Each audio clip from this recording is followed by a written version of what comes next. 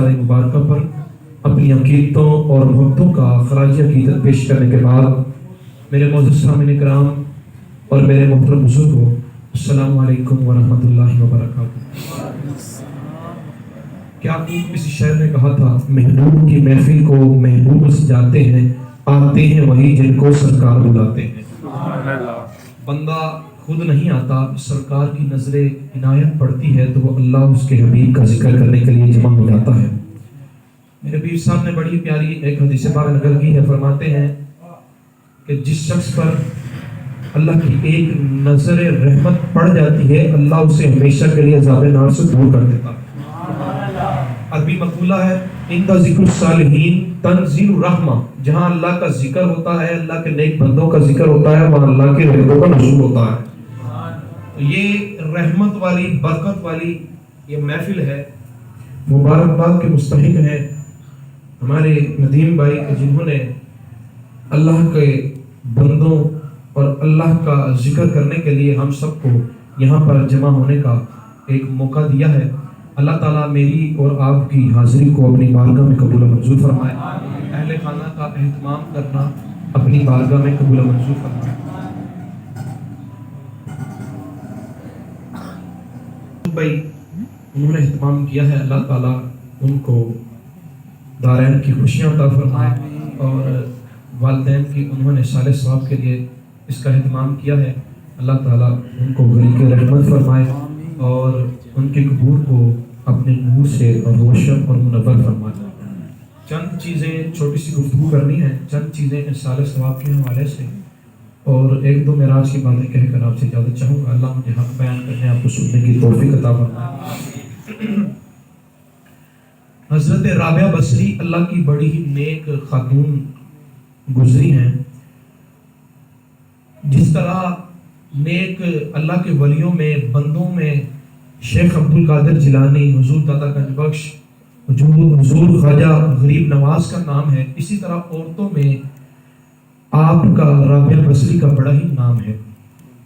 آپ کے دور کا ایک واقعہ ہے کہ ایک خاتون آپ کے پاس آتی ہے اور آ کر عرض کرتی ہے کہ میں نے آپ کے بڑے دور دور تک چرچے سنے ہیں، آپ اللہ کی نیک بندی ہیں، جو اللہ کے نیک بندے ہوتے ہیں اللہ ان کی بات کو رد نہیں کرتا ہے، تو میں آپ کے پاس اس لیے آئی ہوں کہ میری بیٹی کا انتقال ہو گیا ہے، تو میں یہ چاہتی ہوں کہ میں اپنی بیٹی کو، آج قبر کی پہلی رات ہے، کیونکہ جب کسی کے گھر میں کسی جوان بیٹے یا بیٹی کا انتقال ہوتا ہے تو ماں باپ پر کیا بیتتی ہے، وہ ماں باپ اس بات کو سمجھ سکتے ہیں۔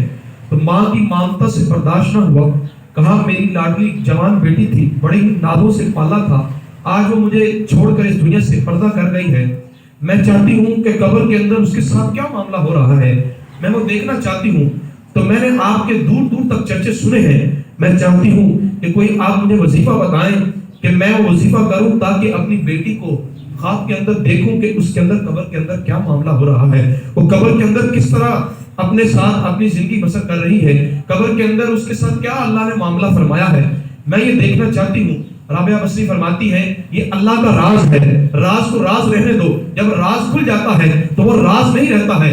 اس نے آپ سے پھر بار بار استفسار کیا، سوال کرنے لگی، ضد کرنے لگی کہ میں ضرور اپنی بیٹی کو دیکھنا چاہتی ہوں، کیونکہ ماں کی مامتا سے برداشت نہیں ہو رہا تھا۔ آپ نے کہا اگر تم ضد کرتی ہو تو میں تمہیں بتا دیتی ہوں، کہا کہ جاؤ یہ فلاں وظیفہ ہے، جا کے وظیفہ کر کے سو جانا، رات کو تجھے تیری بیٹی کی گھر میں زیارت ہو جائے گی۔ وہ خاتون گھر میں جاتی ہیں، وہ وظیفہ کرنے کے بعد وہ سو جاتی ہیں، جب سوتی ہے تو قسمت اس کی جاگ اٹھتی ہے، اپنی بیٹی کو دیکھتی ہے، خواب کے اندر کیا دیکھتی ہے کہ اس کی بیٹی قبر کے اندر اللہ کے عذاب میں ملوث ہے، اس کے اوپر اللہ کا عذاب نازل ہو رہا ہے، چاروں طرف عذاب ہی عذاب ہے، آگ ہی آگ ہے۔ اسی دہشت کے مارے اس کی آنکھ کھل جاتی ہے، دوبارہ بھاگتی ہوئی آپ کے پاس آتی ہے، کہتی ہے اللہ کی بندی میں نے بڑی بری حالت میں اپنی بیٹی کو دیکھا ہے، مجھ سے برداشت نہیں ہوا، مجھے بتائیے میں کون سا کام کروں جس سے میری بیٹی کو راحت ملے، اس کی قبر کے اندر سکون ہو جائے، آپ مجھے کوئی وظیفہ بتا دیجئے، میں بڑی پریشان ہوں۔ آپ نے کہا میں تجھے کہا تھا نا راز کو راز رہنے دو، اب تم نے راز کھول دیا ہے، اب تم خود جا کے اللہ سے دعا کرو۔ اب یہاں پر وہ خاتون چلی جاتی ہے، رات کو رابعہ بصری سو جاتی ہے، سونے کے بعد جب آپ کی خواب دیکھتی ہے، خواب کے اندر آپ نے دیکھا کہ ایک بڑا ہی باغ ہے، اس باغ کے دائیں بائیں غلام ہے، اس باغ کے اندر جب آپ داخل ہوتی ہے اس کے اندر ایک محل ہے، اس محل کے اندر ایک تخت لگا ہوا ہے، اس تخت کے اوپر ایک نوجوان لڑکی بیٹھی ہے۔ آپ جب آگے بڑھتی ہے، رابعہ بصری کو لڑکی مخاطب کر کے کہتی ہے، اے اللہ کی بندی، آپ کا نام رابعہ بصری ہے۔ آپ نے کہا تجھے کیسے پتا چلا؟ کہا وہ جو لڑکی کی ماں آپ کے پاس آئی تھی کہ میں اپنی بیٹی کو دیکھنا چاہتی ہوں، میں وہی خاتون ہوں، میں وہی لڑکی ہوں۔ آپ نے کہا ابھی کل رات کو تیری ماں نے تجھے بری حالت میں دیکھا ہے، تیری قبر کے اندر عذاب ہو رہا ہے، تیرے دائیں بائیں آگ ہی آگ ہے، لیکن ابھی تو جنت کے اندر ہے، جنت کے محلات میں ہے، تیرے آگے پیچھے غلام ہے، تو تیرے پاس کتنا بڑا تخت ہے اور تیرے پاس کتنی شیر محل ہے، یہ تجھے انعام و اکرام ایک رات میں کس طرح مل گیا؟ اس خاتون نے، اس لڑکی نے کہا یہ جو انعام ملا ہے، یہ جو اکرام ملا ہے، وہ اس بدولت سے ملا ہے۔ رات کو ایک نبی پاک کا امتی یہاں سے گزر رہا تھا، قبرستان سے گزرتے گزرتے اس نے نبی پاک پر، نبی آخر زمان پر ایک بار درود پاک پڑھا اور اس نے سارے لوگوں کو پیش کر دیا۔ اللہ نے اسی درود پاک کی برکت سے سارے کے سارے لوگوں پر عذاب کو دور فرما دیا۔ سبحان اللہ۔ یعنی کہ قبر کے اندر، وہاں پر قبرستان کے اندر 560 مردے تھے، سارے کے سارے لوگوں جو عذاب میں ملوث تھے، اللہ نے درود پاک کی برکت سے سارے لوگوں کا عذاب دور کر دیا ہے۔ جو شخص ایک بار درود پاک پڑھتا ہے، اللہ اس کی برکت سے 560 لوگوں کی قبروں سے عذاب دور کر سکتا ہے۔ سوچئے جو اپنے ماں باپ کے لیے صبح و شام درود پڑھتا ہوگا، صبح و شام نماز پڑھ کے دعائیں کرتا ہوگا، اصالہ ثواب کرتا ہوگا، قرآن کی تلاوت کرتا ہوگا، اللہ کی راہ میں مال خرچ کرتا ہوگا، کوئی ان کے نام کے کوئی پنکھا، کوئی کنواں، کوئی اچھا کام کر دیتا ہے، سوچئے اس کو اللہ کتنا انعام دیتا ہوگا، کتنے اکرام سے نوازتا ہوگا۔ آؤ حدیث پاک سنتے ہیں، میرے آقا نے ارشاد فرمایا، جو شخص جس کے والدین میں سے، دونوں میں سے یا کسی کا ایک یا ماں یا باپ اس دنیا سے پردہ کر جاتا ہے، جو میرا امتی وہ اپنے ماں باپ کی قبر پر جا کر سورۃ یاسین کی تلاوت کرتا ہے، کل بروز قیامت جب اس کا انتقال ہو جاتا ہے، اس کے مرنے کے بعد اس کی زیارت کے لیے عام بندے نہیں بلکہ اللہ کے معصوم فرشتے آتے ہیں، اور اللہ ایک مرتبہ جانے والے بندے پر ایک مقبول حج کا ثواب عطا فرماتا ہے۔ یعنی کہ اتنی بڑی نیکی ہے، جو شخص اپنے ماں باپ کی اصالہ ثواب کے لیے ان کی قبر پر جاتا ہے اور جانے کے بعد وہاں پر ان کی سفارش کرتا ہے، اللہ سے دعا کرتا ہے۔ ہم بھی اصالہ ثواب کے لیے محمود بھائی کی تعدیق اصالہ ثواب کے لیے یہاں پر جمع ہوئے ہیں تاکہ ہم اصالہ ثواب کریں، ان کو اللہ کو یاد کریں، اللہ کو یاد کرنے کے بعد ہم جو اصالہ ثواب ہے ان کو پہنچائیں، ان کی قبر کے اندر ان کو سکون ملے۔ آئیے میرے آقا کی حدیث پاک سنتے ہیں، میرے آقا فرماتے ہیں، جبریل امین سے پوچھا کہ جب میری امت کا کوئی شخص دنیا سے پردہ کر جاتا ہے، کوئی اس کا بیٹا، بھائی یا اس کے والدین میں سے کوئی اصالہ ثواب پہنچاتا ہے، تو اصالہ ثواب جو ہوتا ہے وہ قرآن کا ثواب اس مردے کو کیسے پہنچتا ہے؟ کہا کہ جب وہ عذاب کے اندر ہوتا ہے، مردہ ایسے ہوتا ہے جیسے پانی کے اندر ڈوبتا ہوا انسان ہے، جب اس کے گھر والوں میں سے، اس کے بیوی بچوں میں سے کوئی شخص اصالہ ثواب کرتا ہے تو جبریل امین جنت میں جاتے ہیں، وہاں سے جنتی اللہ لیتے ہیں اور خوشبو لیتے ہیں، جا کے اس مردے کو پہناتے ہیں، اس قبر کے اندر اللہ اس کو سکون عطا فرما دیتا ہے۔ اصالہ ثواب کی اتنے فضائل و برکات ہیں، اور اس کا جواز صحابہ کرام سے اور میرے آقا کریم سے بھی ثابت ہے۔ حضرت سعد کی والدہ کا انتقال ہو گیا، ان کے انتقال کے بعد میرے آقا کی بارگاہ میں حاضر ہوئے، یا رسول اللہ میری والدہ کا انتقال ہو گیا، بتائیے کون سا ایسا کام کروں کہ ان کے مرنے کے بعد ان کو سارے ثواب پہنچے؟ میرے آقا نے کہا اس وقت مسلمانوں کو کنویں کی حاجت ہے، مسلمان پانی کی وجہ سے بہت ہی دور تک جاتے ہیں، پانی کی شدت ہے، تم ایک کام کرو کنواں کھدوا دو اور ماں کے نام کا اصالہ ثواب لگا دو۔ جب آپ نے کنواں کھدوا دیا، اس کے اوپر لکھ دیا ھذا البئر لأم سعد، یہ جو کنواں ہے ام سعد کے لیے ہے۔ جب آپ نے یہ لکھ دیا، ہمارا عقیدہ واضح ہو گیا کہ اصالہ ثواب کرنا صحابہ کرام کی کیا ہے؟ سنت ہے۔ تو اصالہ ثواب کرنا صحابہ کرام کی سنت ہے، کیونکہ ہمارے تک جو دین پہنچا ہے، جو اسلام پہنچا ہے، وہ کس کے ذریعے پہنچا ہے؟ صحابہ کی بدولت سے پہنچا ہے۔ نبی کریم کے رسالہ ظاہری کے بعد قرآن کو سنبھالنے والے، حدیثوں کو ترتیب دینے والے، حدیثوں کو ہم تک پہنچانے والے صحابہ کرام ہیں، اور جن کے بارے میں رب نے قرآن میں کہہ دیا رضی اللہ عنہ ورضوا عنہ، ان کے پاس سرٹیفکیٹ ہے کہ وہ پکے جنتی ہیں، اللہ ان سے راضی ہے، وہ اللہ سے راضی ہوتا ہے۔ سبحان اللہ۔ میرے آقا کریم نے ارشاد فرمایا میری امت کے جب لوگ دنیا سے پردہ کریں گے تو قبر کے اندر پہاڑوں کے پہاڑ گناہ لے کے جائیں گے، لیکن کل روز قیامت جب ان کی قبریں شق ہوگی تو جو پہاڑ گناہ کے لے کر گئے تھے وہ نیکی میں تبدیل ہو جائے گی۔ صحابہ نے کہا یا رسول اللہ کیسے ہو سکتا ہے؟ مرنے کے بعد بندے کا حساب کتاب ختم، نہ بندہ نیکی کا کام کر سکتا ہے، نہ نماز پڑھ سکتا ہے، نہ قرآن پڑھ سکتا ہے، نہ زکات دے سکتا ہے، نہ کسی غریب کی مدد کر سکتا ہے، نہ اللہ کو یاد کر سکتا ہے، نہ ذکر کر سکتا ہے، لیکن اس کے مرنے کے بعد اس کی قبر کے اندر اتنا بڑا گناہ تھا، وہ مٹنے کے بعد پھر نیکیوں کا پہاڑ لگ گیا۔ یہ احسان ثواب کس طرح ہوگا؟ اس کو ثواب کیسے پہنچے گا؟ میرے آقا نے ارشاد فرمایا میری امت کے اس کے رشتہ دار ہوں گے، اس کے بیوی بچے ہوں گے، اس کے والدین ہوں گے، اس کے بھائی ہوں گے، اس کے دوست ہوں گے، اس کو احسان ثواب کریں گے، احسان ثواب کرتے جائیں گے، اللہ اس کا گناہ مٹاتے جائے گا، وہ احسان ثواب کرتے جائیں گے، اللہ اس گناہوں کو نیکیوں کے اندر تبدیل فرما دے گا۔ سبحان اللہ۔ جب یہ صحابہ کی اور میرے آقا کی حدیث پاک سے پتہ چل گیا کہ احسان ثواب ثابت ہے، جائز ہے، تو پھر ہمیں کھل ڈل کے احسان ثواب کرنا چاہیے، اپنے رشتہ داروں کو، اپنے والدین کو احسان ثواب کریں تاکہ ہمارے مرنے کے بعد ان کے حساب کتاب ختم ہو چکا ہے۔ لیکن ایک حدیث پاک میرے ذہن میں آ رہی ہے، میرے آقا نے فرمایا انسان کے مرنے کے بعد اس کا حساب کتاب کا اعمال نامہ ختم ہو جاتا ہے، لیکن 3 اعمال ایسے ہیں اس کے مرنے کے بعد بھی اسی قبر میں اس کو ثواب ملتا رہتا ہے۔ صحابہ نے پوچھا یا رسول اللہ کون سا ایسا کام ہے نہ وہ قرآن پڑھ سکتا ہے، نہ نماز پڑھ سکتا ہے، نہ اللہ کو یاد کر سکتا ہے، پھر وہ کون سا ایسا کام کرے گا مرنے کے بعد بھی اس کو ثواب ملے گا؟ کہا وہ 3 کام ہے۔ پہلا کام کیا ہے؟ انہوں نے کہا میرے آقا نے فرمایا وہ صدقہ جاریہ ہے، کوئی ایسا کام کر جاتا ہے، مسجد کے اندر پنکھا لگوا جاتا ہے، مسجد کے اندر مسجد کا گھر بنوا جاتا ہے، مسجد کے اندر کوئی بھی کام کروا جاتا ہے، کوئی فلٹر لگوا جاتا ہے، کوئی بھی سکی نیکی کا کام کر جاتا ہے، اس کے مرنے کے بعد لوگ اس کو استعمال کرتے ہیں، اس کی قبر کے اندر اللہ اس کو ثواب عطا فرماتا ہے۔ دوسرا کام جو میرے آقا نے ارشاد فرمایا وہ یہ ہے کہ جو قرآن کو سیکھے، علم کو سیکھے اور سیکھنے کے بعد لوگوں کو سکھا دے۔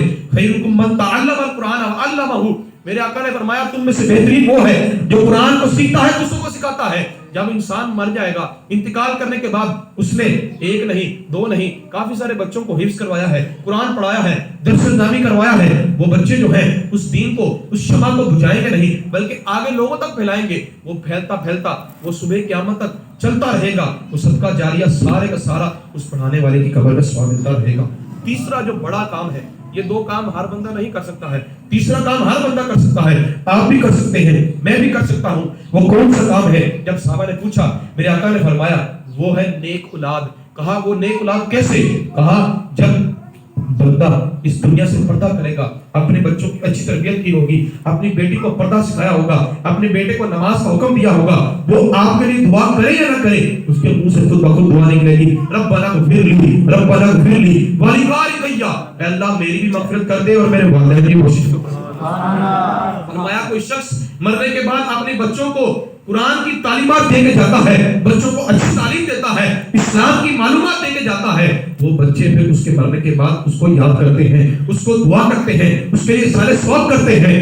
اسی طرح ہمیں بھی چاہیے کہ ہم بھی اپنے بچوں کی اچھی تربیت کریں، اپنے بچوں کو اسلام کی طرف لے کر آئیں، قرآن کی تعلیمات دیں، کیونکہ ہم اپنے بچوں کو قرآن سے دور کرتے جا رہے ہیں۔ آج ہی ہم اپنے بچے کو کھڑے کر کے ایکٹروں کے نام پوچھیں، ہم کھلاڑیوں کے نام پوچھیں، ان کو سب کے نام آتے ہیں۔ اگر ان سے پوچھیں کہ صحابہ کا کتنے نام ہے، صحابہ کے جو 4 بڑے صحابہ ہیں ان کا نام کیا ہے، اس کو پتہ نہیں ہے۔ میں اسکول میں پڑھاتا ہوں، مثال آپ کے سامنے زندہ دینا چاہتا ہوں کہ میں 10ویں کلاس میں پڑھاتا ہوں، ایک بچے کا آج میں پیپر چیک کر رہا تھا کیونکہ 10ویں امتحان پیپر آنے والے، میں پیپر چیک کر رہا کہ نبی کے لیے کون کون سی بیویوں کا نکاح سورۃ انفال کے اندر اللہ نے حلال کر دیا ہے، کن بیویوں کا۔ ان میں سے چند عورتیں تھیں جو نبی پاک کے ساتھ جنہوں نے ہجرت کی تھی، وہ عورتیں تھیں جو نبی پاک کی خالہ زاد پھوپھی زاد بہنیں تھیں، وہ عورتیں تھیں جو اپنا حق مہر نبی پاک کو معاف کر دیں گی، یہ لکھنا چاہیے تھا۔ لیکن 10ویں کلاس کا بچہ، 10ویں کلاس کے بچے کی عمر 16 17 18 سال ہوگی، اس بچے نے لکھا نبی پاک کے لیے جن عورتوں کا نکاح حلال کیا ہے سب تو اوپر میں لکھا حضرت فاطمہ۔ افسوس کا مقام نہیں، ڈوب مرنا نہیں چاہیے کہ 10ویں کا وہ بچہ ہے اس کو اس چیز کا علم نہیں ہے کہ یہ حضرت فاطمہ نبی پاک کی شہزادی ہے، اور اس نے یہ لکھ دیا کہ ان کے ساتھ نکاح کرنا جائز ہو گیا۔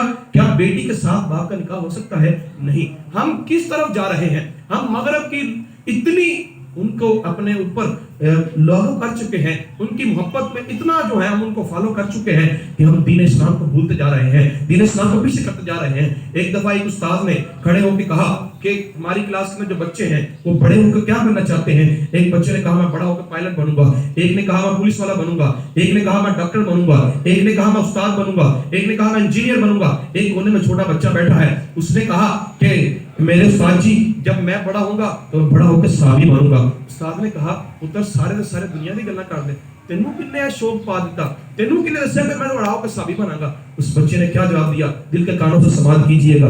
اس بچے نے کہا کہ میری ماں مینوں سون تو پہلے روزانہ صحابی دا واقعہ سناندی، جدوں میں صحابہ دا سارے جذبہ ویکھیا، میں ویکھیا کہ نبی پاک جب پکارتے تھے اپنی بیوی کی پہلی رات ہے وہ چھوڑ کر حضرت حنظلہ چلے جاتے ہیں اور نبی کے لیے اپنی جان قربان کر دیتے ہیں۔ بلال حبشی پکارتے ہیں کہ اپنا مال جان سب کچھ اللہ کی راہ میں خرچ کر دو، حضرت ابوبکر صدیق سارے کا سارا مال اللہ کی راہ میں خرچ کر دیتے ہیں۔ میرے آقا نے پوچھا اپنے بیوی بھی ہے، بچے بھی ہے، اپنا باپ بھی ہے، گھر والوں کے لیے کیا چھوڑا؟ کہا اپنے گھر والوں کے لیے اللہ اس کا رسول چھوڑ آیا ہوں۔ حضرت عمر فاروق اپنے گھر کا آدھا مال چھوڑ دیتے ہیں۔ میرے آقا نے کہا اپنا مال اللہ کی راہ میں خرچ کرو۔ عثمان غنی کھڑے ہوئے، یا رسول اللہ 100 اونٹ دیتا ہوں، 100 گھوڑے دیتا ہوں۔ کہا ابھی بھی تھوڑے ہیں، کوئی اور صحابی کہا 200 اونٹ دیتا ہوں، کہا ابھی بھی اور چاہیے، کہا 300 اونٹ دیتا ہوں۔ جب حساب تک کر کے آئے 300 نہیں بلکہ 400 اونٹ اللہ کی راہ میں دیے۔ یعنی کہ صحابہ کرام کو میں نے جذبہ دیکھا کہ اس طرح پہلی شادی کی رات ہے اور اپنی بیوی کو چھوڑ کر نبی پاک کی بارگاہ میں جاتے ہیں اور جا کر شہید ہو جاتے ہیں۔ اتنا اس سارے جذبہ ہے،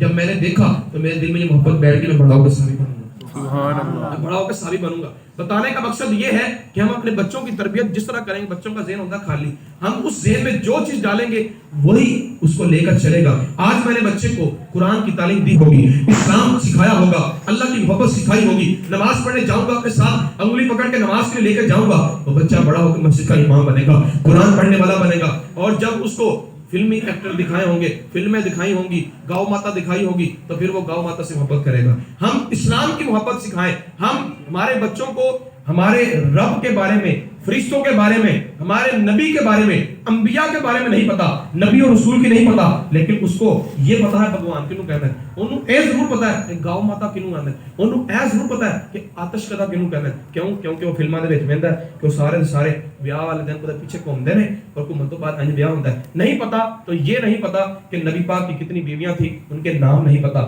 نہیں پتا تو نبی پاک کی بیٹیوں کا نہیں پتا۔ ہم اپنے بچوں کو کس طرف لے کے جا رہے ہیں؟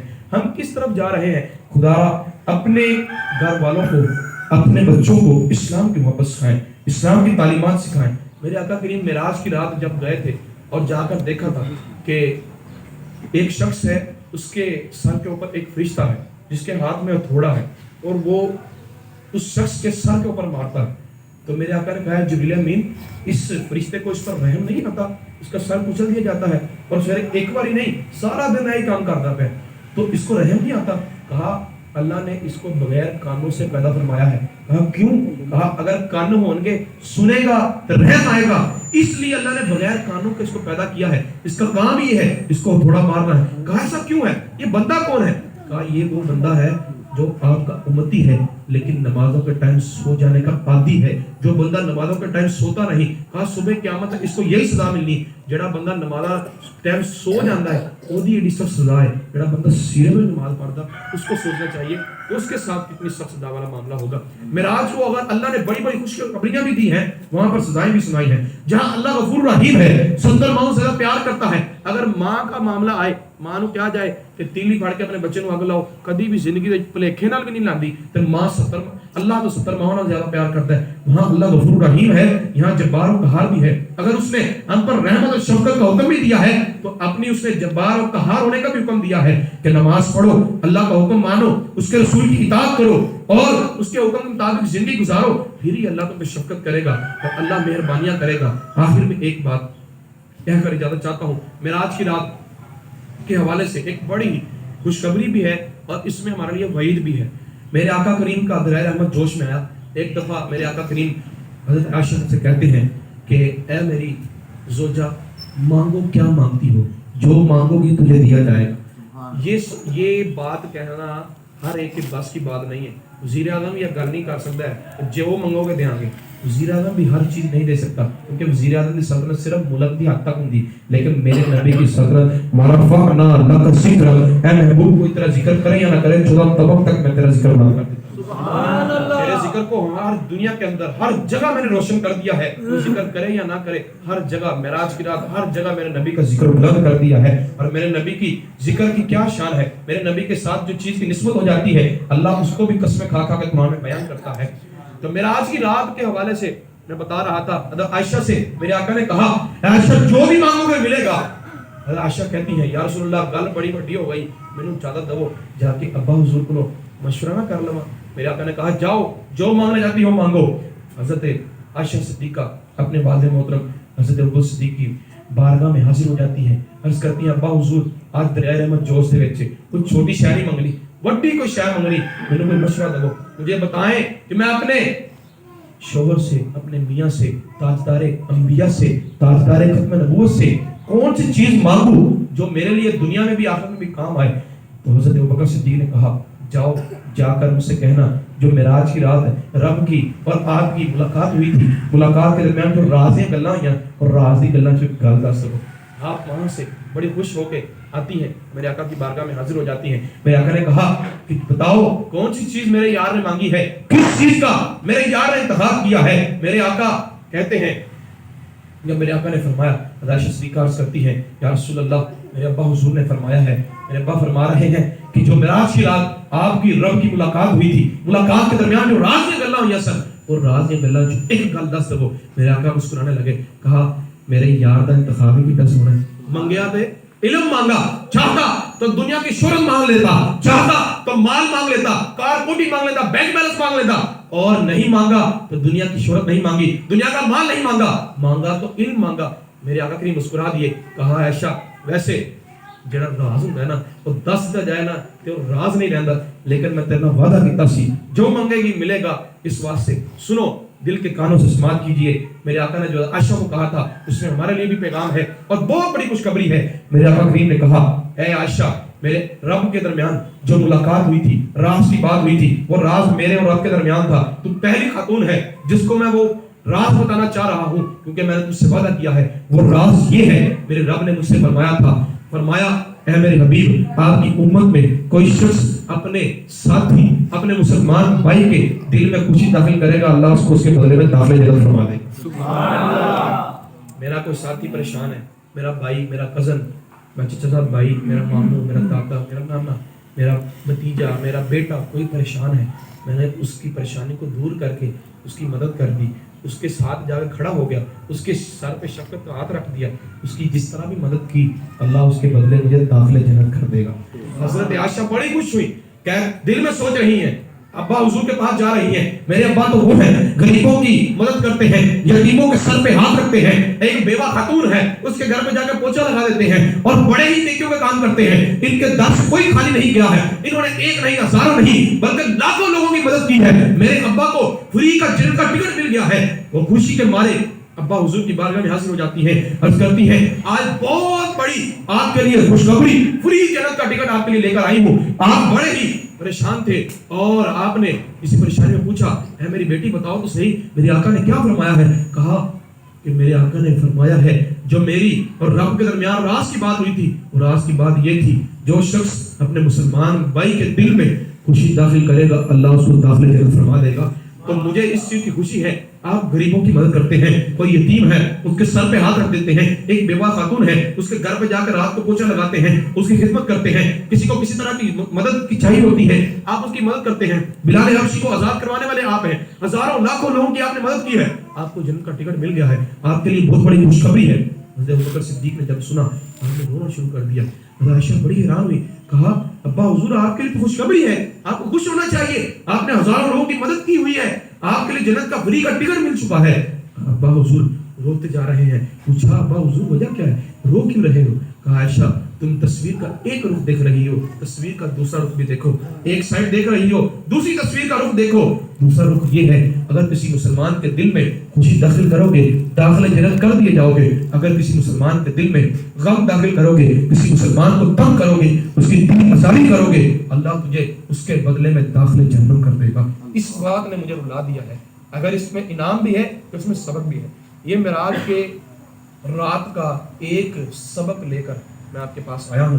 اس میں ہمارے لیے ایک نصیحت ہے، پیغام ہے کہ میرے آقا نے فرمایا مسلمان بھائی کے دل میں خوش نہ کر، کیونکہ حقوق اللہ ہے، اللہ معاف بھی کر دے گا. بہت سارے ایسے حقوق اللہ ہیں، اللہ ہم پہ رحمت کرم کر کے معاف کر دے گا. لیکن حقوق العباد ایسے ہیں، ان میں باپ کے ماں باپ کے حقوق، پڑوسیوں کے حقوق، رشتہ داروں کے حقوق، اس کے بعد بچوں کے حقوق، بیوی کے حقوق، جہاں پر کام بزنس کرتے ہیں وہاں کے تعلق والے جو احباب ہیں ان کے حقوق، اسی طرح جو آپ کے ملنے بیٹھنے والے ان کے حقوق. ان سب کے حقوق کا خیال رکھنا ہم پر بہت ضروری ہے. کہیں ایسا نہ ہو کہ کسی کا حق کا خیال رکھتے ہوئے دوسرے حق کا حق تلفی ہو جائے. نہیں، سب کے حقوق کا خیال رکھیں. حقوق کو اچھے انداز سے آپ اگر خیال رکھنے والے بن جائیں گے تو اللہ آپ کے لیے داخل جنت کا انعام تیار کر رکھا ہے. رشتہ داروں کے ہوں، محلے داروں کے ہوں، گھر والوں کے ہوں. کوئی صدقہ کرنا ہے سب سے پہلے رشتہ داروں میں دیکھیں، ہمسایوں میں دیکھیں. ہم کوئی کیا کرتے ہیں، ساڑھے گھر مہندی ہوئے سب پورے محلے میں ڈک لا کے، کوئی بچہ سو رہا ہے، بیمار ہے، کوئی بوڑھی خاتون ہے، بوڑھا بندہ ہے، انہوں نے تنگ کرنا ہے، گلی بکری بند کرنی. میرے آقا نے فرمایا جو گلی کو بند کرتا ہے تو کسی کا راستہ بند کرتا ہے اللہ اس میں لعنت فرماتا ہے. یہاں تک کہ کانٹا بھی ہو اس کو بھی اٹھا کے باہر پھینک دو. فرمایا یہ بھی صدقہ ہے تمہارے لیے، یہ صدقہ جاریہ ہے کہ کانٹا بھی گلی سے اٹھا کے اسی کی کارن ہے لوگوں نے ٹائر پنچر کر دینے، ایسے لوگوں سے نقصان کرنا ہے، گلیاں بند کر دیتے ہیں. اس طرح کے کام نہ کریں. اس میں ہمارے ہمسایوں کے، رشتہ داروں کے، محلے داروں کے ہمارے حقوق مارے جاتے ہیں. ان کا خیال رکھیں. والدین کے حقوق ہیں اس کا بھی خیال رکھیں، بیوی بچوں کے حقوق ہیں اس کا بھی خیال رکھیں. سب کو صحیح معنوں میں ادا کرنے والے بن جائیں تو کہتے ہیں کہ فرد سے معاشرہ بنتا ہے. ہر بندہ اپنے آپ کو درست کرے تو معاشرہ ایک اچھے انداز سے ابھر کے سامنے آئے گا. اللہ تعالیٰ سے دعا کرتے ہیں اللہ تعالیٰ ہم سب کو جو سنایا ہے اس پر عمل کرنے کی توفیق عطا فرمائے. ہمیں محمود بھائی کی دادی جان کی مغفرت فرمائے، ان کو گھڑی کے رحمت فرمائے. وما علینا الا البلاغ.